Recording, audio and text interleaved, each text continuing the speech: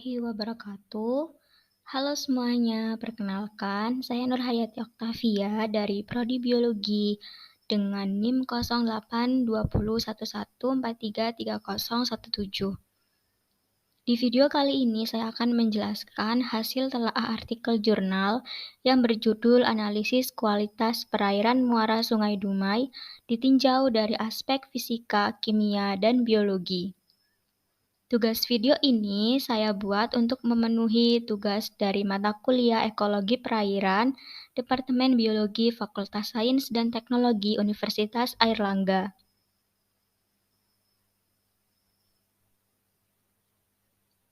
Berikut ini merupakan jurnal yang saya pilih sebagai acuan dalam pembuatan tugas video ini. Saya mengambil artikel jurnal yang berjudul Analisis Kualitas Perairan Muara Sungai Dumai ditinjau dari aspek fisika, kimia, dan biologi oleh Renadian Merian, Mubarok, dan Sigit Sutikno dalam Jurnal Dinamika Lingkungan Indonesia pada tahun 2016.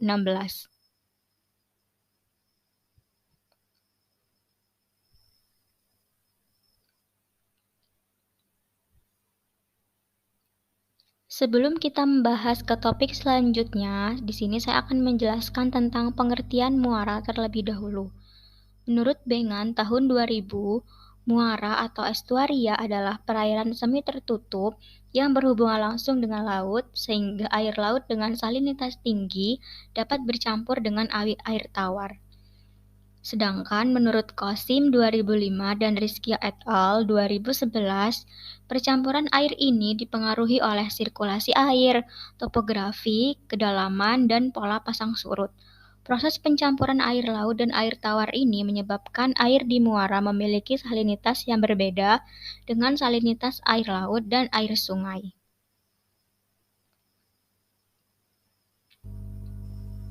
Lokasi muara Sungai Dumai. Secara administrasi, lokasi muara Sungai Dumai terletak di Kelurahan Laksamana, Kecamatan Dumai Kota, Kota Dumai, Provinsi Riau. Fungsi muara Sungai Dumai. Perairan Sungai Dumai yang bermuara ke Selat Rupat digunakan untuk berbagai keperluan, antara lain sebagai alur transportasi, pelabuhan, perikanan, dan lain-lain. Pada video kali ini akan dibahas 4 topik pembahasan. Yang pertama ada pemanfaatan muara Sungai Dumai, yang kedua kualitas perairan dari aspek fisika, selanjutnya ada kualitas perairan dari aspek kimia, dan yang terakhir kualitas perairan dari aspek biologi. Untuk topik pertama yaitu pemanfaatan sungai.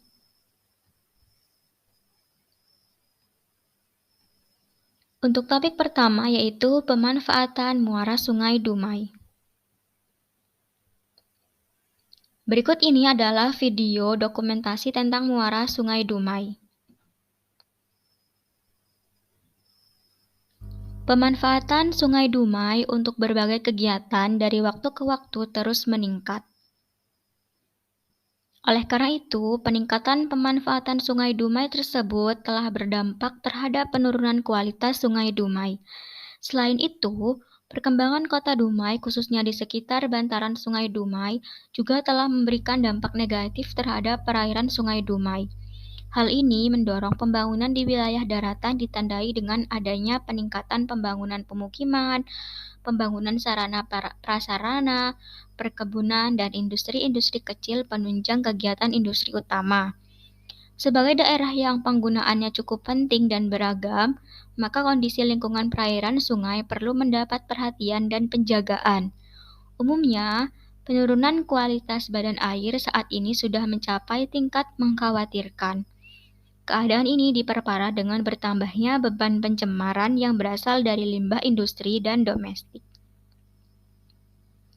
Salah satu limbah cair yang dihasilkan dari proses kegiatan industri dan domestik adalah nitrogen amonia.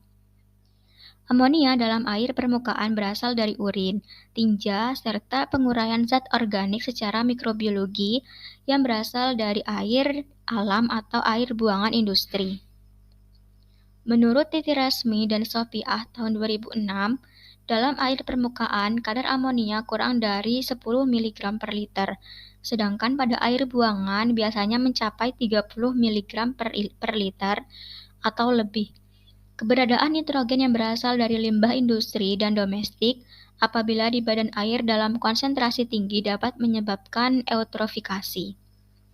Kondisi eutrofikasi inilah yang mengakibatkan alga dapat berkembang biak dengan pesat atau mengalami blooming alga. Semakin banyak alga yang tumbuh, maka semakin banyak oksigen dalam badan air yang dimanfaatkan untuk pernafasan alga.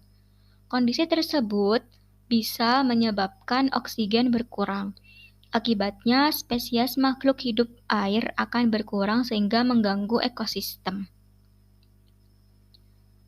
Akumulasi limbah tersebut bila sampai di badan air akan memberikan dampak negatif bagi lingkungan sehingga dapat mempengaruhi dan menimbulkan masalah ekologi, merusak estetika, dan bahkan mengganggu kesehatan untuk masyarakat di sekelilingnya.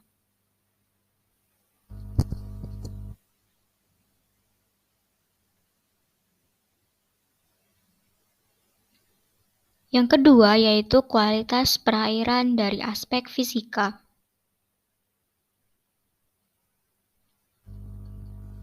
Hasil pengukuran parameter perairan saat surut menuju pasang atau disingkat SP dan pasang menuju surut atau disingkat PS dapat dilihat pada tabel 1 di bawah ini.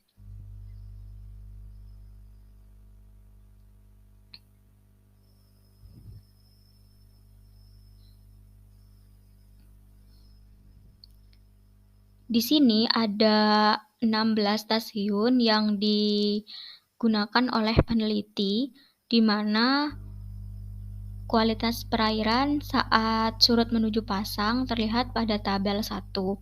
Nilai suhu tertinggi terdapat pada stasiun 12, di mana posisi stasiun 12 ini berada dekat dengan pelabuhan TPI dengan jarak 100 meter dari muara sungai.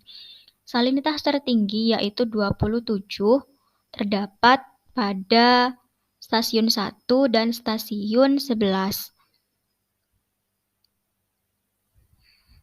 Posisi stasiun 1 berada pada muara Sungai Dumai. Salinitas terendah yaitu 20 terdapat pada stasiun 8. Posisi stasiun 8 berada pada jarak 50 meter dari muara sungai. Kecerahan tertinggi terdapat pada stasiun 15 yaitu 1,1 meter. Sedangkan kecerahan terendah terdapat pada stasiun 11 yaitu 0,1 meter. Hal ini disebabkan oleh stasiun 11 berada dekat pelabuhan TPI. Banyaknya kapal yang melakukan aktivitas bongkar muat barang dan banyaknya kapal yang merapat ke pelabuhan akan meningkatkan kekeruhan sehingga mengurangi kecerahan. Sedangkan untuk kualitas perairan saat pasang menuju surut menunjukkan bahwa salinitas tertinggi yaitu 32 terdapat pada stasiun 4. Posisi stasiun 4 berada pada jarak 25 meter dari muara Sungai Dumai. Salinitas terendah yaitu 23 terdapat pada stasiun 2. Posisi stasiun 2 ini berada pada jarak 25 meter dari muara sungai. Selanjutnya untuk parameter suhu. Stasiun 1 merupakan stasiun suhu tertinggi yaitu 32 derajat Celcius. Kecerahan tertinggi terdapat pada stasiun 12 yaitu 1,1 meter, sedangkan untuk kecerahan terendah terdapat pada stasiun 3 yaitu 0,1 meter, di mana posisi stasiun 3 berada pada jarak 25 meter dari muara sungai. Pembahasan ketiga yaitu tentang kualitas perairan dari aspek kimia.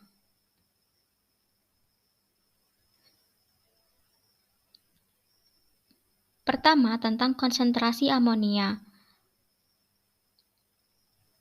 Dari hasil penelitian yang dilakukan, ditemukan bahwa kadar amonia pada setiap stasiun pengambilan sampel memiliki kisaran nilai yang berbeda-beda seperti yang terlihat pada gambar berikut, di mana gambar A ini merupakan konsentrasi dari amonia saat surut menuju pasang, dan gambar B ini merupakan konsentrasi amonia saat pasang menuju surut. Pada saat surut menuju pasang atau gambar A, konsentrasi amonia tertinggi pada stasiun 1, yaitu di muara sungai sekitar 2,515 mg per liter, sedangkan konsentrasi terendah terdapat pada stasiun 12 senilai 0,25 mg per liter dengan 100 meter dari muara sungai. Berdasarkan Keputusan Menteri Lingkungan Hidup Nomor 51 Tahun 2004 tentang baku mutu air laut untuk biota laut, konsentrasi amonia yang diizinkan adalah 0,3 mg per liter.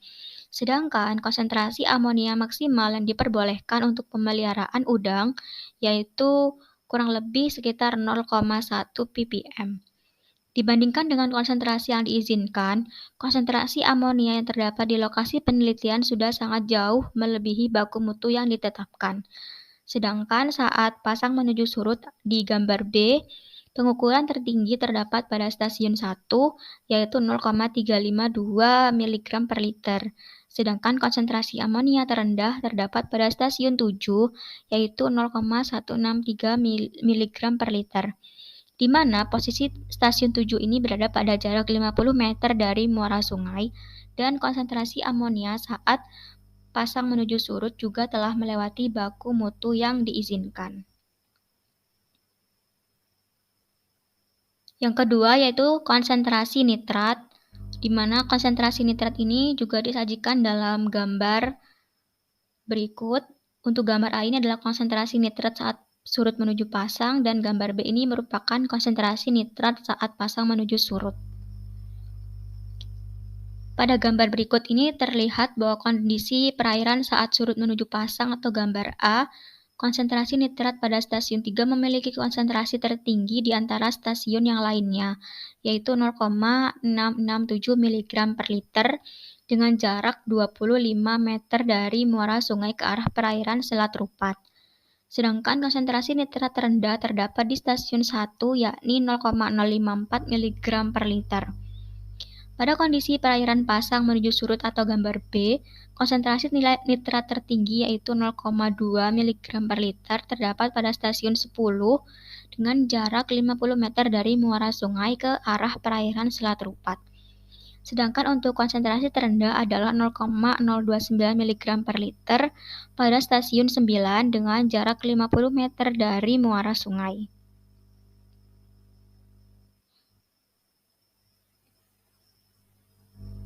Untuk yang terakhir yaitu adalah konsentrasi nitrit. Juga disajikan dalam bentuk gambar A dan B, di mana gambar A ini adalah konsentrasi nitrit saat surut menuju pasang, dan gambar B ini adalah konsentrasi nitrit saat pasang menuju surut. Hasil analisa konsentrasi nitrit pada perairan saat pasang menuju surut, saat surut menuju pasang, ini pada beberapa sampel air masih memenuhi standar baku mutu yang ditetapkan, yaitu 0,06 mg per liter, kecuali di stasiun 8 memiliki konsentrasi yang sangat tinggi, yaitu 0,648 mg per liter. Kemudian pada stasiun 7 dan 9 yang memiliki konsentrasi tinggi yaitu 0,213 mg per liter dan 0,222 mg per liter. Keadaan ini mungkin saja terjadi karena pada saat pengambilan sampel air, meningkatnya konsentrasi nitrit berkaitan erat dengan bahan organik yang ada pada muara sungai, baik yang mengandung unsur nitrogen maupun tidak. Sedangkan saat pasang menuju surut, konsentrasi nitrit tertinggi terdapat pada stasiun 10, yaitu 0,209 mg per liter. Konsentrasi terendah terdapat pada stasiun 9 senilai 0,04 mg per liter dengan jarak 50 meter dari muara sungai. Dalam air laut, senyawa nitrit ini tidak stabil, mudah teroksidasi menjadi nitrat bila kadar oksigen dalam air tinggi atau tereduksi menjadi amonia bila kadar oksigen dalam air rendah. Konsentrasi nitrit yang kecil bukan berarti tidak berbahaya terhadap lingkungan perairan, karena nitrit sangat beracun terhadap ikan dan spesies air lainnya.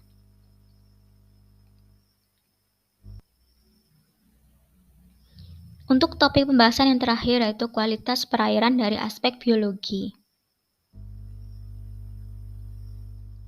Data biologi perairan digunakan pada penelitian ini adalah data kelimpahan fitoplankton, di mana kelimpahan fitoplankton dianalisis saat kondisi perairan surut menuju pasang dan pasang menuju surut, dan disajikan pada tabel 2. Kelimpahan fitoplankton tertinggi saat SP terdapat pada stasiun 15 yaitu 2000. Posisi stasiun 15 ini terletak pada jarak 100 meter dari muara sungai. Posisi stasiun 16 juga berdekatan dengan kawasan mangrove atau lebih dikenal dengan Bandar Bakau. Sedangkan untuk kelimpahan terendah terdapat pada stasiun 4 yaitu 357. Posisi stasiun 4 ini berada pada jarak 25 meter dari muara sungai. Sedangkan kondisi perairan saat pasang menuju surut, kelimpahan fitoplankton tertinggi terdapat pada stasiun 9, yaitu 1125, dan kelimpahan terendah terletak pada stasiun 2, yaitu 0. Nitrogen anorganik terlarut di perairan terdiri dari amonia, nitrit, dan nitrat. Nitrogen dalam bentuk senyawa anorganik dimanfaatkan oleh tumbuhan menjadi protein nabati, selanjutnya dimanfaatkan oleh organisme hewani sebagai pakan. Nitrat adalah bentuk utama nitrogen di perairan alami dan merupakan nutrisi utama bagi pertumbuhan fitoplankton yang dihasilkan dari proses oksidasi sempurna senyawa nitrogen di perairan.